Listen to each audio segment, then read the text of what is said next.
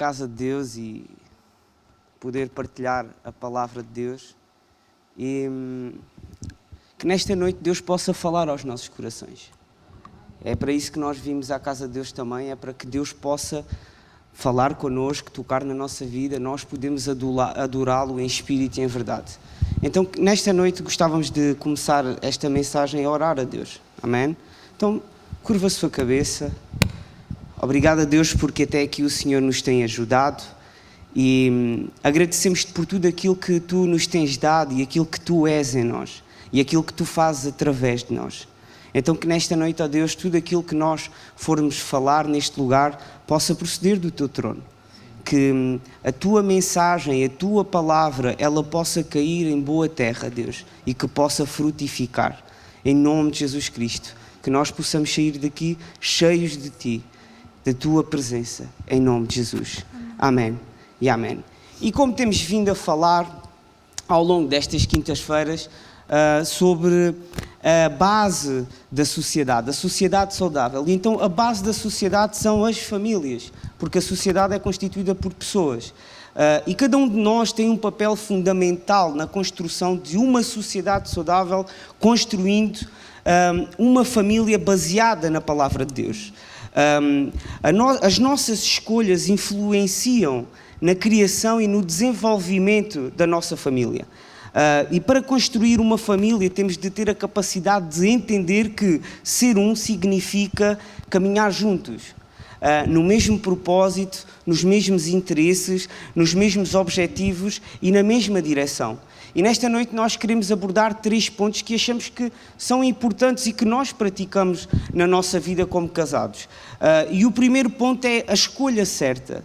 E a Bíblia nos diz em Gênesis 2, no versículo 18, que então o Senhor Deus declarou: não é bom que o homem esteja só, farei para ele alguém que o auxilie e lhe corresponda. E aqui nós vemos que Deus escolhe, Deus escolheu, Deus formou do homem uma mulher para ser a sua ajudadora, a sua companheira, alguém que o iria auxiliar em todas as tarefas que Deus lhe ia colocar, em todas as missões que Deus lhe ia dar para que ele fosse bem sucedido.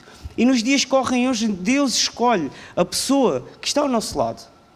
Nós temos, sim senhor, nós podemos escolher, mas essa escolha tem que ser procedida do coração de Deus. E eu separei aqui alguns aspectos, alguns pontos importantes a nós termos quando vamos escolher alguém para ter um relacionamento, whatever. Para construir a família? Exatamente. É por isso que nós escolhemos alguém. Então, para nós avaliarmos se essa pessoa realmente está no mesmo registro que nós temos que avaliar se essa pessoa tem Deus como primeira opção na sua vida. Porque se não tiver Deus como primeira opção, nós vamos acabar por nos frustrar. Porque nós temos o nosso ministério, quando temos Deus na nossa vida, nós queremos servir Deus. E se essa pessoa não estiver no mesmo registro do que nós, ou nós abandonamos o nosso ministério e acabamos por não fazer nada na igreja e não passamos simplesmente de espectadores, ou então essa pessoa tem que partir do coração dela, estar no ministério e partilhar esse ministério com a pessoa.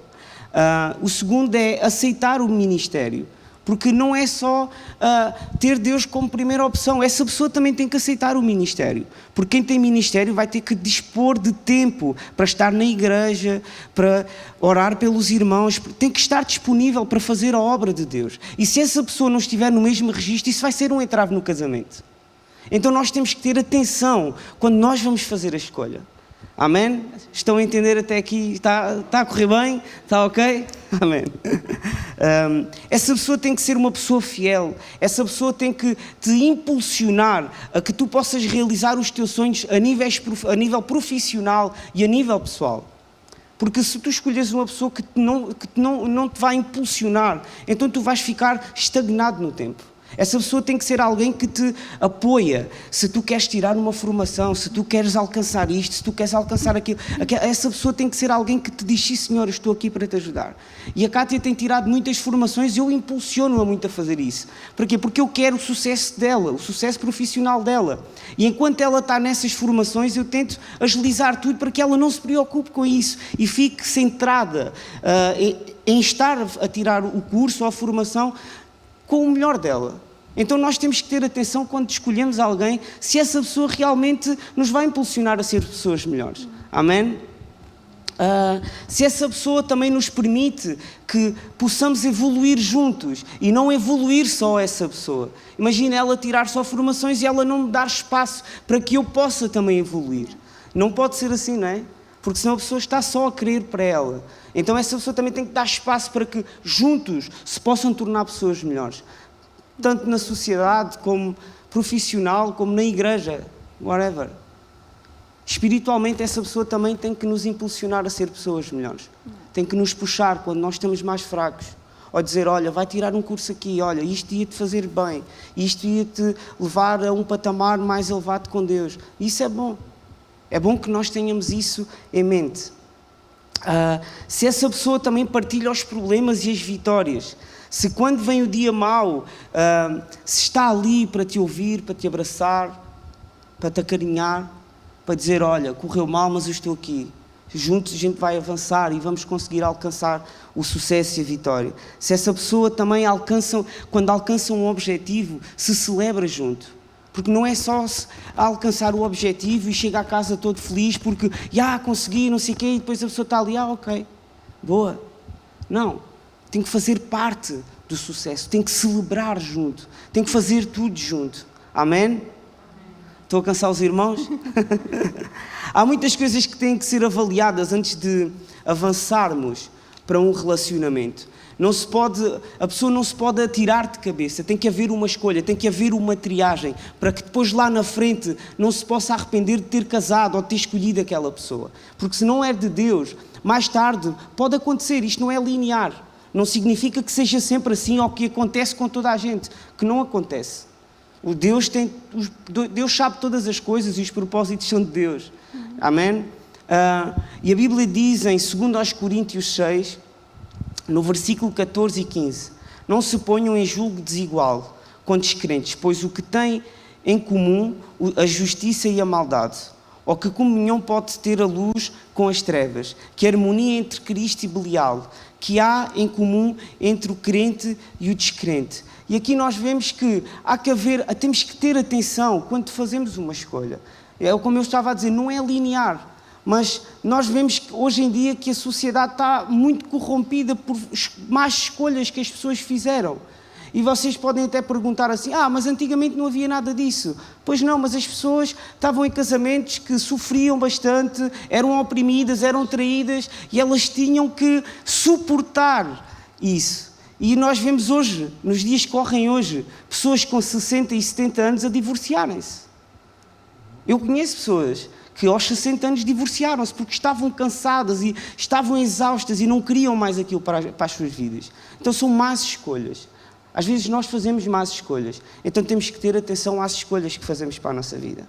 Amém? Porque a escolha é a fórmula para um relacionamento saudável ou para um relacionamento tóxico. Sim, sem dúvida. O segundo ponto que nós temos é a proteção familiar. Deuteronômio 22 dá alguns conselhos variados, às vezes parecem um bocadinho aleatórios, mas entre eles encontra-se o versículo 8 que diz: quando edificarem uma nova casa, deverão construir um parapeito na beira do telhado para evitar que alguém caia dali abaixo, tornando-vos assim responsáveis pelo acidente. Patrícia, podes colocar a imagem? Pronto, estas eram as casas na altura, só para nós colocarmos no contexto. As casas tendiam a ser quadradas, com o telhado reto e a escada pelo exterior. O que é que acontecia? Aquilo lá em cima é o que nós, se calhar, podemos dizer que como terraço, não é? Podemos assumir que seria o que nós conhecemos hoje como terraço. E eles usavam aquele espaço bastante para convívio, para lerem, para dormirem. Pronto, usavam também como nós usamos o nosso espaço exterior. Então daí a importância de fazerem um muro à volta para se protegerem, porque se calhasse alguém cair dali abaixo e até causasse a morte daquela pessoa, o proprietário da casa era considerado assassino. Pronto, e então nós conseguimos transpor muito facilmente isto para os nossos relacionamentos, não é? A importância de construirmos muros ao redor da nossa família, muros de proteção ao redor da nossa família. e cabe a cada membro realmente da família criar esses muros. Nós temos uma responsabilidade, cada membro tem uma responsabilidade de criar esses muros. Como o Rui disse, quando um está fraco, o outro reforça a equipa de combate. Existem várias formas de nós promovermos a proteção da nossa família. Hoje quero destacar a oração, não podia falhar, para mim é primordial. Eu apaixonei-me pelo Rui porque nós, enquanto ainda éramos amigos, sem pretensões de nada,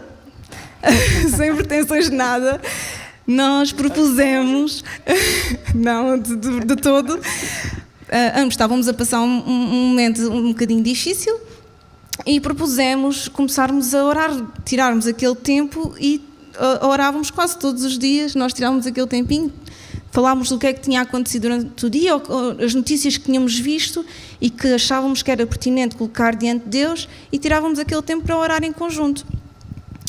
E o que é facto é que nós também conhecemos muito uma pessoa quando ouvimos essa pessoa a falar com Deus. Mostra muito acerca daquela pessoa, não é? Nós conseguimos ver o seu íntimo, especialmente quando é contínuo, quando vemos isso com regularidade.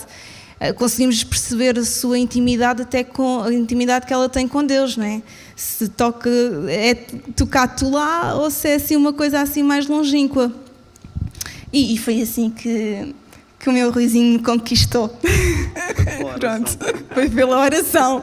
Mas não foi oração de Deus, vê lá se tu apoias esta união. Ainda não, naquela altura ainda não era nesse nível. Então esta foi uma prática que nós ganhámos enquanto estávamos a namorar, depois transpusemos, aliás, como amigos, depois transpusemos para o namoro e hoje tentamos levar isso para o casamento. No entanto, não quero com isto dizer que, ou seja, isto é um complemento àquilo que deve ser a vida em conjunto, não é? Porque não estou de todo a dizer que nós devemos orar só com o outro. Não, nós devemos ter o nosso tempo de intimidade com Deus. E aquilo que fazemos em conjunto, quer em família, com o nosso cônjuge, é um complemento daquilo que já vivemos individualmente com Deus. É um reforço. E nós também devemos orar pelo nosso esposo, também quando ele precisa de oração específica, ou se está doente, nós vamos simplesmente e colocamos a mão. Isto são pequenas coisinhas, mas que às vezes nós, com o nosso dia-a-dia, a nossa prática diária, estamos tão atarefados que Deus cuida de tudo. E às vezes podemos simplesmente... É tão fácil. Basta chegar e orar. Não é? Ele está a passar alguma dificuldade no trabalho, nós, mesmo que não estejamos com ele, estamos a orar por ele. Olha, ou até nas nossas orações diárias. Às vezes começamos a orar por tanta gente que nós sabemos que precisa de oração, e por que não começar com aqueles que nos são mais próximos, não é?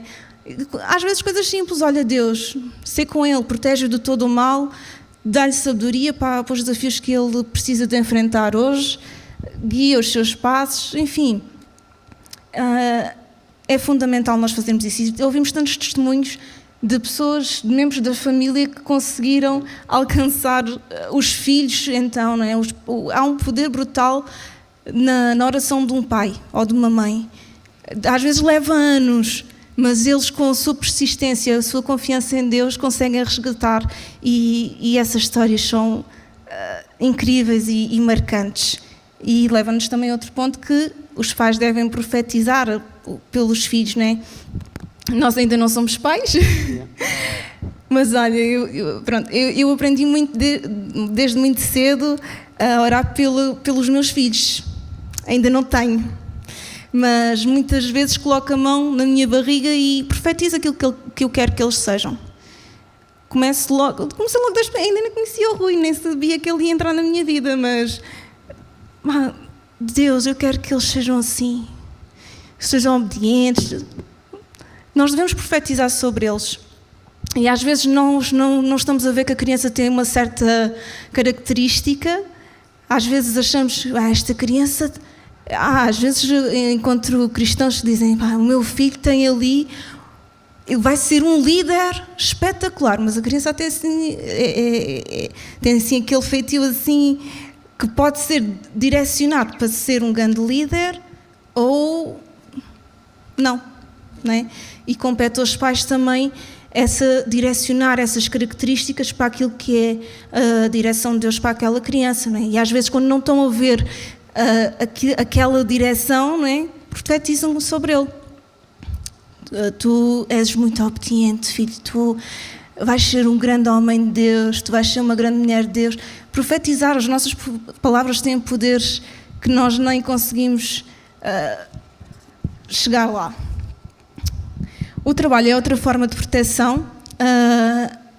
Se pensarmos em Noé levou imenso tempo a construir a arca, mas aquela arca custou-lhe a salvação da família e ainda teve um impacto brutal na humanidade. Só que depois também chegamos aqui a um ponto que, especialmente os homens, levam o trabalho muito a sério, pronto, e deve ser, mas às vezes até se torna uma prioridade à família. E o trabalho nunca deve tirar o lugar da família. Nós, especialmente num mundo tão egoísta que nós estamos cada vez mais a viver a individualidade, eu tenho de conseguir isto a todo o custo, não é? Não, o trabalho é uma forma de sustento da família e não o contrário. Nós não vivemos para trabalhar, nós trabalhamos para sustentar a nossa família. Então ele nunca pode tomar esse lugar. Nós também como cristãos temos de saber muito bem o Deus a que servimos. Nós não servimos a Mamon, nós não servimos o dinheiro, nós só precisamos dele, não é? Então são princípios que nós devemos guardar, ouvir e aconselhar, não é? Às vezes o nosso companheiro ou os nossos filhos só precisam dos nossos ouvidos, outras vezes precisam dos nossos conselhos, e para isso nós temos de estar muito cientes do que é a palavra de Deus e buscar a sabedoria, porque às vezes tendemos a usar o nosso raciocínio e a nossa razão, quando podemos usar a vontade perfeita de Deus, partilhando, aconselhando consoante aquilo que é a vontade de Deus para aquela situação. Para isso nós temos de conhecer o que a Bíblia diz acerca dos assuntos, não é? O perdão que tem afastado tanta gente, não é? Nós vemos que famílias são destruídas por guardarem rancores e mágoas durante anos. Gerações acabam por não conhecer os seus descendentes e às vezes por coisas até às vezes sem importância, e isso a falar de uma coisa que é, né, falamos em perdão, pensamos logo num erro muito dramático, mas até podemos pensar em coisinhas do dia a dia, né? Hoje não arrumaste a louça e não fizeste a cama, não falo contigo durante uma semana. Pronto, estou a dar um exemplo, mas que se calhar até cola. Ou seja, são coisinhas, não é? Às vezes chateamos por coisas sem razão. Não quero dizer que não nos incomode certas coisas, mas aí damos o toquezinho com amor. Isto é o Espírito Santo a falar, não é? É a paz e vamos e tentamos melhorar a nossa paciência. Mas não vale a pena chegarmos a zangas, não é? Sem ainda por cima sem necessidade. A fé também é uma proteção.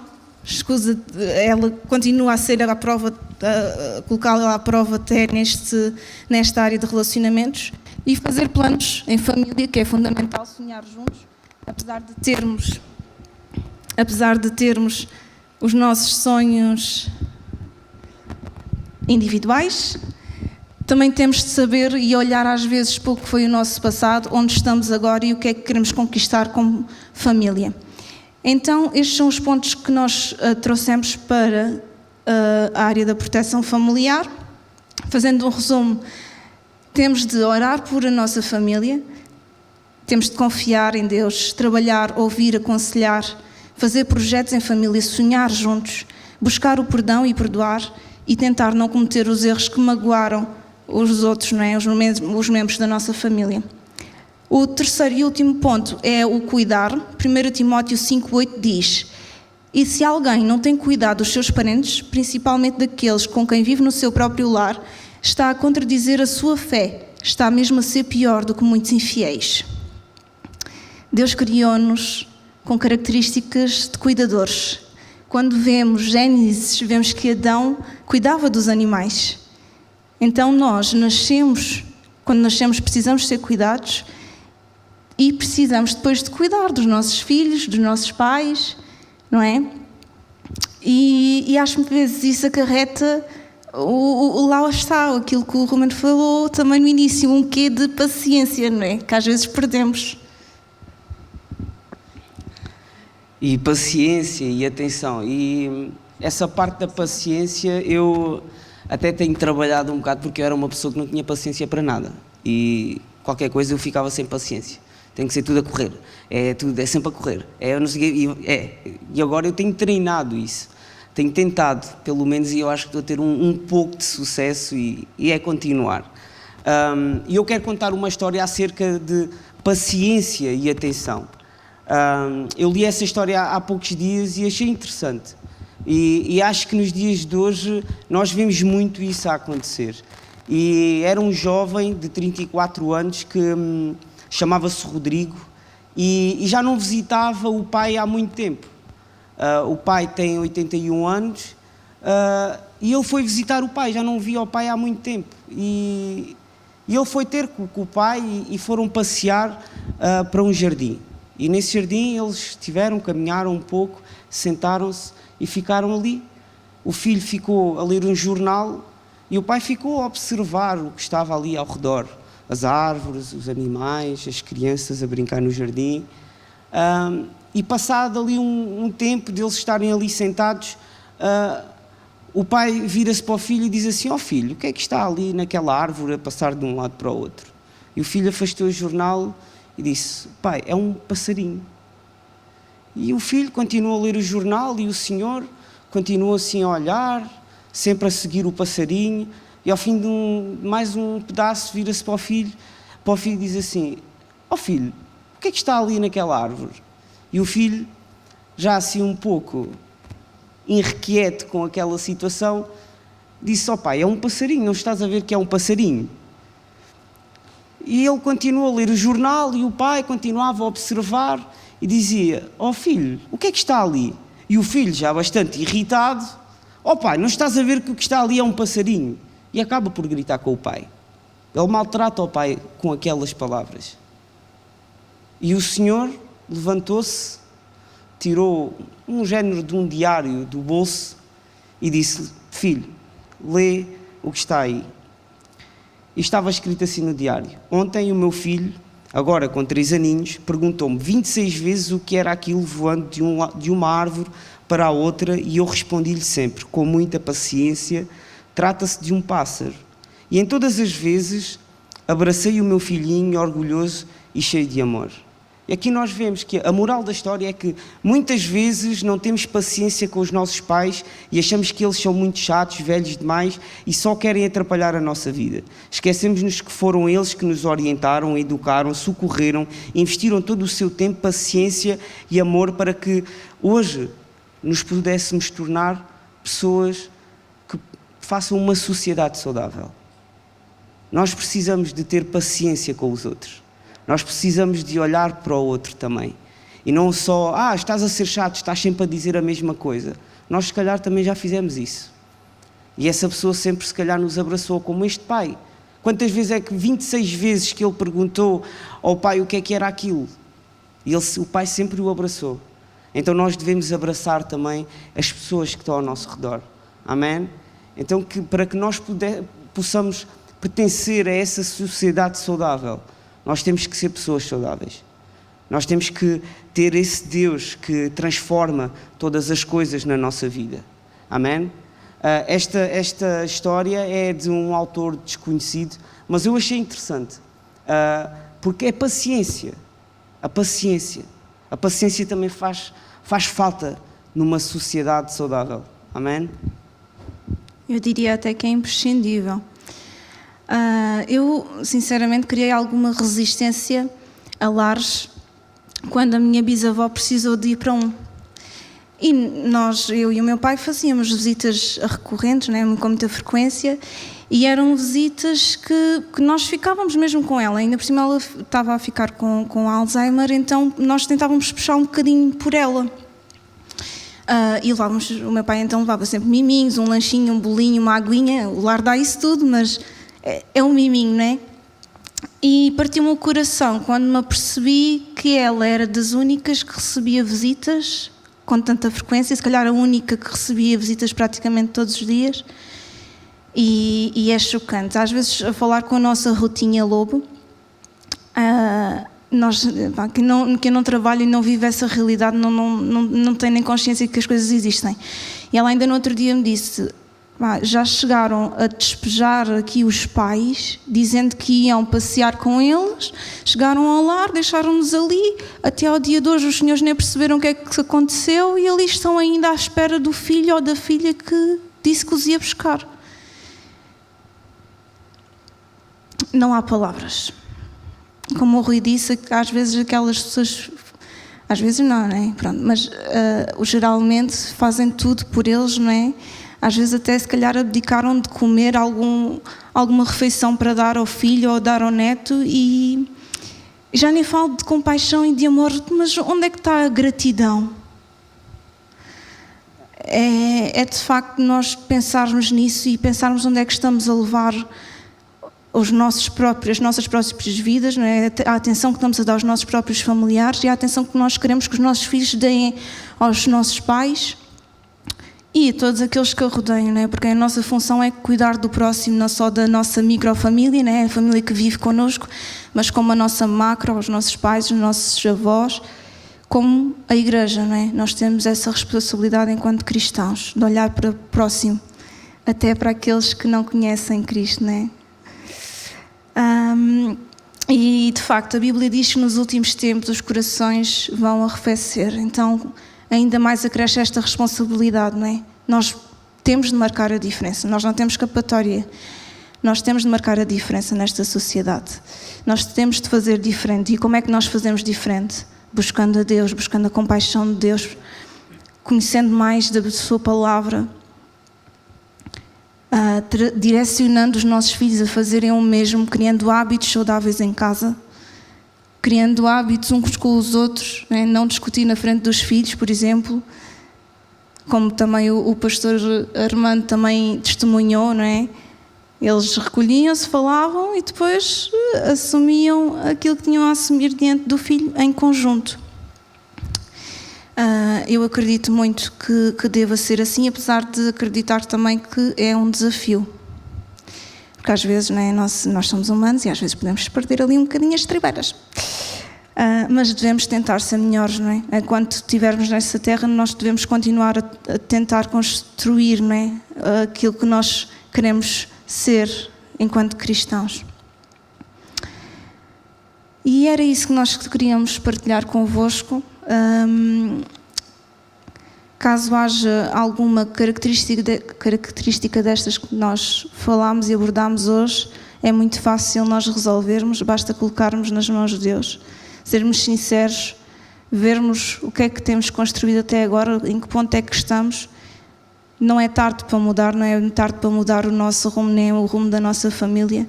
Nós podemos fazê-lo, nós temos esse direito e com certeza Deus vai nos dar a vitória àquele que permanecer firme. Amém. Então podemos ficar de pé, gostava de orar mais uma vez.